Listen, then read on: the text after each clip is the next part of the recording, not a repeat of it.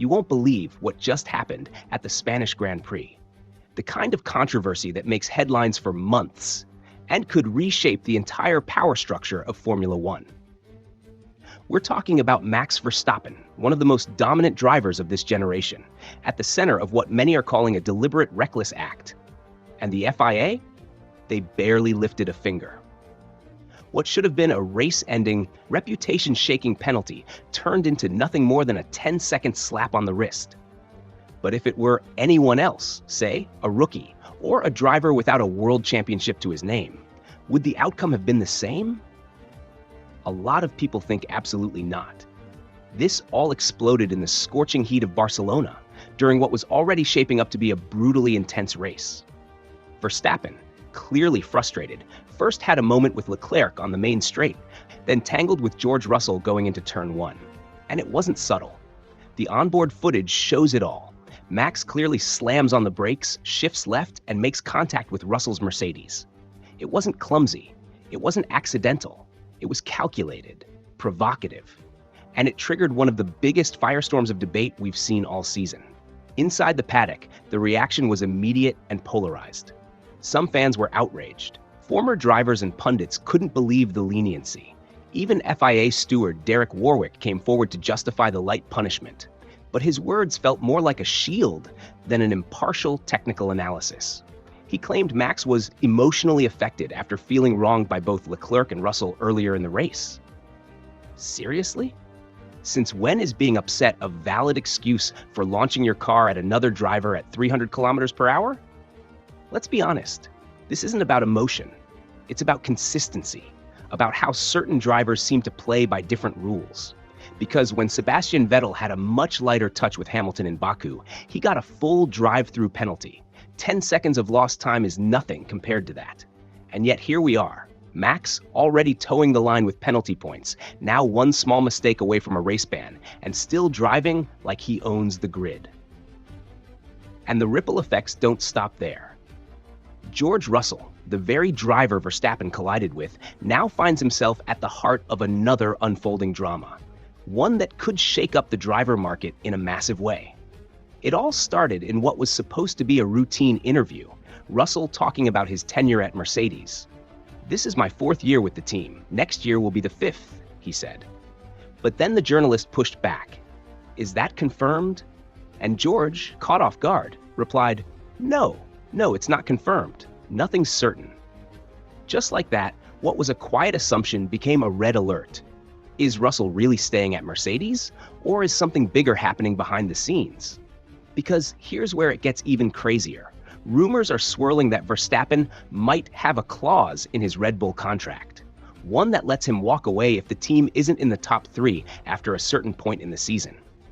And many believe that point has already passed. Could Mercedes be eyeing Max as a potential replacement for Russell?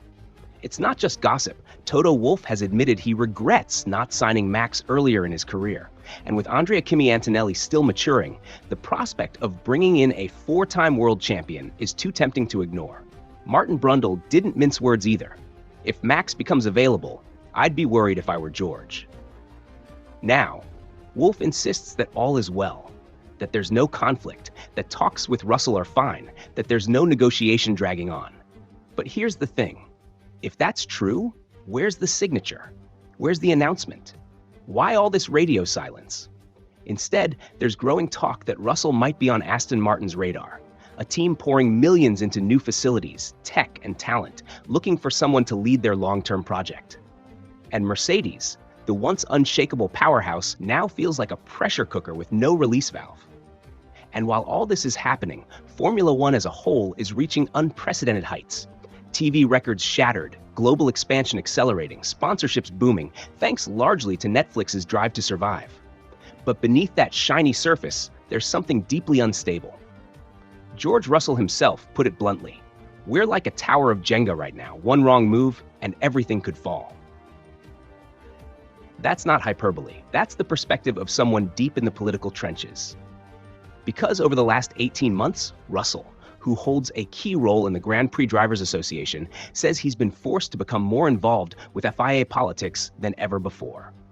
Not by choice, by necessity. Why? Because trust is eroding, decisions feel inconsistent, and at the center of that storm is FIA President Mohammed Ben Sulayem, whose leadership has been repeatedly questioned. From safety calls to rule enforcement to team relations, controversy has followed him like a shadow. Yes, Liberty Media, the teams, and the race promoters seem aligned, but it's its delicate balance. One crack in that foundation, and this golden age of F1 could collapse faster than anyone expects. Because when a sport is at its peak, it's also at its most fragile. As Russell put it, we're riding a wave, but if we fall off, it'll all unravel fast. And he's right. Look at what's holding F1 together right now. Politics, PR, tech partnerships, driver relationships. If fans start to lose faith, if drivers feel silenced, if the behind-the-scenes decisions keep eroding credibility, the fall could be steep and brutal. That's why what's happening right now is so critical. And Ferrari is right at the heart of this mess. Even with the ship sinking fast, Charles Leclerc is clinging to it like a true loyalist. He's made it clear he's not leaving. Not now, not in 2025, not even with things as bad as they are. That kind of loyalty is rare. But the question is it wise? Because while Leclerc says he still believes in the project, in Fred Vasseurs' leadership in the long game, others aren't so sure. Many experts think he needs to move on, fast. McLaren and Red Bull are leaving Ferrari in the dust. And even Lewis Hamilton took a leap of faith, leaving Mercedes behind to join the chaos in Maranello. Former Haas boss Guenther Steiner didn't sugarcoat it. Leclerc needs a new challenge. And he's got a point. 7 years of heartbreak, 7 years of almosts. At some point, hope turns into stagnation, and stagnation kills competitiveness. Meanwhile, Ferrari is more lost than ever. Strategy errors, weak radio calls, inconsistent pace, and now even Hamilton is struggling. Johnny Herbert nailed it. Hamilton looks lost in that Ferrari. After winning the sprint in China, he hasn't done anything remarkable. He's behind Leclerc in the standings. And even within the team, whispers of doubt are growing louder. It's a stark contrast. Leclerc, driving a shaky SF25, is still bringing home podiums, still lifting the team on his back. Hamilton, though? He's trying to figure the car out, struggling to click with his engineers, unable to shine the way we know he can. The chemistry just isn't there. And for now, Charles has become the reluctant face of Ferrari's controlled chaos. He keeps delivering while Hamilton stumbles. He keeps believing while everything falls apart around him. That kind of commitment is admirable, but it's also dangerous. Because in this sport, loyalty without results doesn't go very far. And the clock is ticking, for Max, for George, for Charles, for the sport as a whole. We're watching a turning point.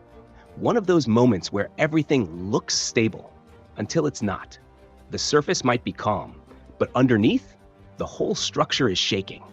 And the next move, whether it's Verstappen jumping ship, Russell walking away, or Leclerc finally letting go, might just be the one that sends the whole tower crashing down.